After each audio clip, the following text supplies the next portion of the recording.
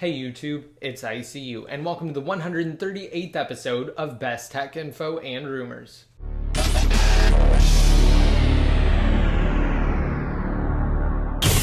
Alright, and starting off, let's talk about iOS 6.1.4. So on Thursday, in a strange release, Apple issued iOS 6.1.4 to the public, which is exclusive to the iPhone 5. Now the new release follows Apple's previous iOS 6.1.3 update that was released on March 19th to address a number of bugs, including the vulnerabilities that were previously exploited by the Evasion Jailbreak utility to achieve an untethered jailbreak on iOS 6. Now the new 6.1.4 firmware is said to simply update the audio profile for the speakerphone during calls on the iPhone 5. Now because 6.1.4 is exclusive to the iPhone 5, unfortunately it cannot be jailbroken.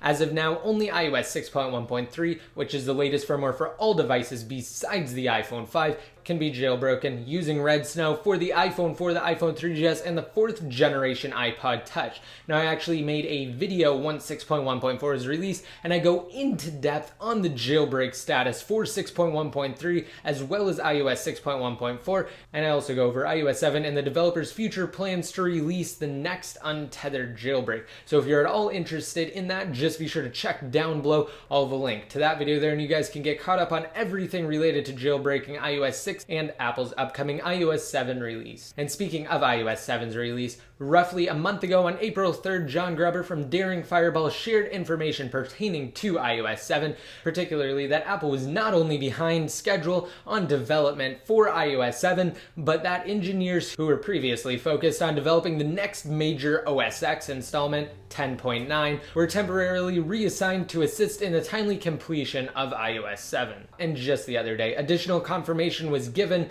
that such a reassignment may have taken place. In typical fashion, an Apple-oriented journalist who's widely known for his one-word confirmation on Rumors from The Loop said the following about iOS 7 being given priority over OS 10.9, quote, "Yep." Now, although unfortunate, a similar situation occurred in years past when Apple realized they were falling behind. Engineers who were in charge of developing and perfecting OS X Leopard were pulled off the job to focus all of their efforts on the original iPhone, which of course went on to be a huge success in 2007. Furthermore, earlier, All Things D went on to say that Apple is, quote, borrowing engineers from the OS X team, effectively ensuring that iOS 7 will, quote, ship on time. Now, because a product, in this case a software release that hasn't been announced yet, can't really ship on time, it's likely that the report was referring to the fall release timeframe that Apple established upon issuing iOS 5 to the public in October of 2011. Also, earlier this week, in an exclusive 9 to 5 Mac published alleged details on Apple's forthcoming OS X update, which again will be OS 10.9. And in mentioning that the update will bring further, quote, power user features, 9 to 5 Mac notes that the next major installment to OS X is codenamed Cabernet. Now, OS 10.9 is expected to bring tabbed browsing to Finder windows, a new redesigned backend for Safari, which is said to bring improved loading speed and efficiency, as well as the ability to allow full-screen apps on external monitors. Now, as far as looks are concerned, the report suggests that there will be some changes to the way OS X looks and feels. However, they, quote, will not be drastic ones. With Jonathan Ive, Apple's Senior Vice President of Industrial Design, now leading the software interface group as a result of corporate restructuring that took place last year, OS 10.9 should hopefully bring welcomed improvements to OS X. Ive is renowned for his incredible product design work, but we have yet to see if his talents will carry over to software and the management of the software development team. And the report also goes on to suggest that OS X may adopt an iOS-esque multitasking system. So if you want more details on the latest rumors surrounding OS 10.9, just be sure to check down below. Next up, I'm not really going to go too into depth on this at all, so if you want more information, just be sure to check out the article. But recently, Jay Freeman, better known online as Saurik, the genius hacker behind Cydia on jailbroken devices, recently received his Explorer edition of Google Glass. And of course, what else would he decide to do with his Google Glass unit, then try to jailbreak it, which he actually accomplished. Now, before you guys get too technical and say, wait a minute, he actually achieved root access on glass, jailbreaking and root access are one and the same.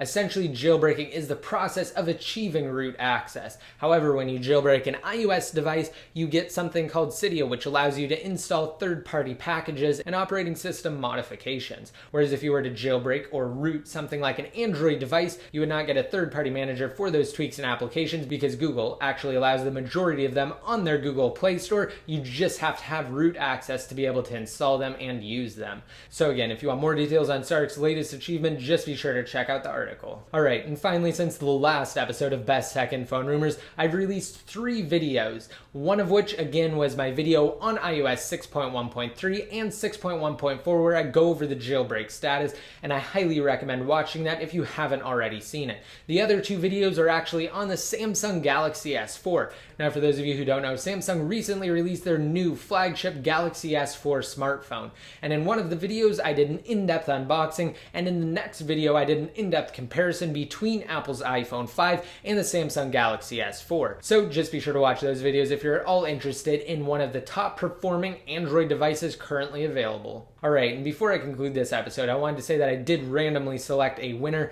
for my previous $100 Amazon gift card giveaway, and now I'm holding a new one. If you want to enter to win another $100 Amazon gift card, just be sure to rate this video up and hit that subscribe button to be notified every time I release new videos, and leave a relevant comment down below in the comment section. Once your comment's posted, you'll be automatically entered to win. And if you don't know what to leave in the comment section, how about answering the question of the day? Which phone would you guys prefer and why? The Samsung Galaxy S4 or Apple's iPhone 5? Just be sure to let me know down below or on Best Tech Info. Alright, and that's it for today's episode. Don't forget, if you want to be updated more often, just be sure to like me on Facebook, follow me on Twitter, and add me in one of your circles inside of Google+. And until next time, this is ICU, signing out.